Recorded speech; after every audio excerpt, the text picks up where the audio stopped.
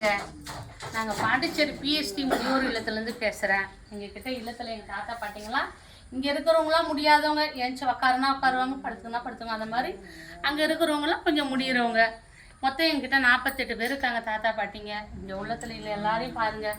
இப்போ தீபாவளி வருது, நம்ம எல்லாரும் அவங்கவுங்க வீட்டில் தீபாவளி ஹாப்பியாக சந்தோஷமாக கொண்டாடுவோம். இவங்களுக்கு யாரும் பிள்ளைங்களால் இவங்கெல்லாம் கைவிடுவேன்.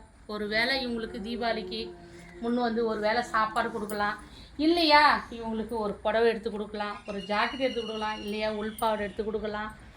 அதுவும் இல்லையா உங்ககிட்ட இருக்கிற பழைய ட்ரெஸ்ஸு கூட கொடுக்கலாம். இவங்க அதை போட்டுக்கிட்டு கூட சந்தோஷமாக தீபாவளியை கொண்டாடுவாங்க. எவ்வளோ பேர் உலகத்தில் இருக்கிறீங்க, இவங்கெல்லாம் யாருமே பிள்ளைங்க இல்லாதவங்க. நீங்கள் பார்க்குறவங்க ஒவ்வொருத்தவங்க இவங்கள தாய் தகப்பனா நினச்சி இவங்களுக்கு இந்த தீபாவளியை சந்தோஷமாக கொண்டாடுறது உங்களால் முடிஞ்சது உதவி பெருசாக எதுவும் இல்லைங்க. இவங்கெல்லாம் இந்த தீபாவளி இருக்கிறவங்க அடுத்த தீபாவளி எப்படியோன்னு தெரியாத காலத்தை ஓட்டின்னு இருக்காங்க. அப்படி இருக்கிறவங்க பார்க்குறவங்க உங்களுக்கு தாழ்மையாக கேட்குறோம், இந்த தீபாவளிக்கு இவங்களுக்கு யாராவது வந்து ஏதாவது ஒரு ட்ரெஸ் எடுத்து கொடுங்க, இல்லையா உங்ககிட்ட பழைய ட்ரெஸ் இருந்தால் கூட இவங்களுக்கு கொடுத்து உதவலாங்க.